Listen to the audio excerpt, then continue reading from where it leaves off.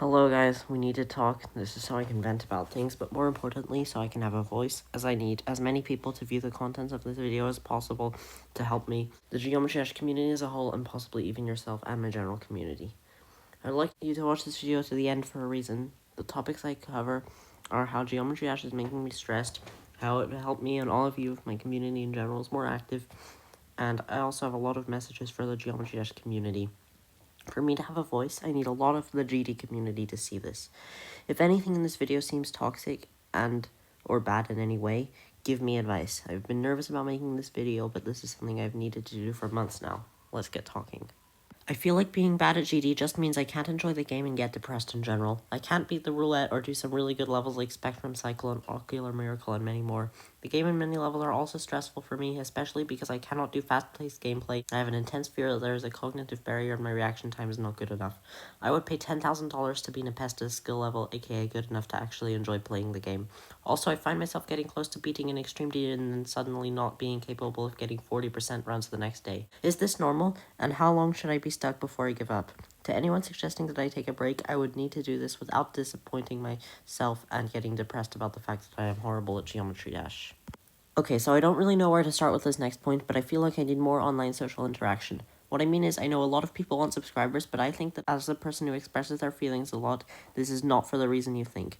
I just feel like I need to be in a state where a few people can be in my stream chat or in a call with me at any given time. It would help me so much. You guys have no idea how much I stream only to talk to absolutely nobody. I'm not trying to ask you for much. If there's anyone else in this situation, we can literally just use each other.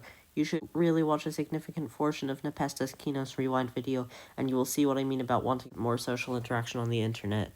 Now I would like to talk about the Geometry Dash community and why I have lost faith in it.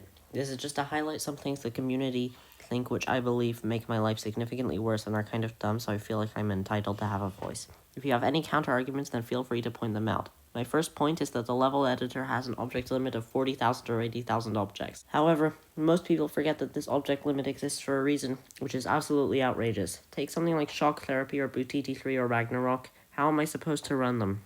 Given that I have a good PC, I need someone to tell me how people run these levels. If you try to tell me that I have a bad PC, I will get very angry because that is not true and I know I'm missing something. If you don't give me answers, this will link back to that thing I said about social interaction. I need people to tell me if my stream is frozen or for me to have a big enough fan base to get my questions of mine answered. Anyway, back to the LDM thing. This community is so dumb to have never made a tutorial on how to make an LDM, and even if there was one, why should we even have to go through that effort?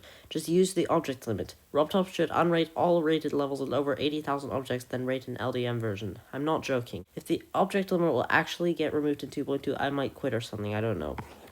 Speaking of levels getting rated, I believe the current standards for getting a level rated are bad, and levels should get rated for having good gameplay and okay decoration.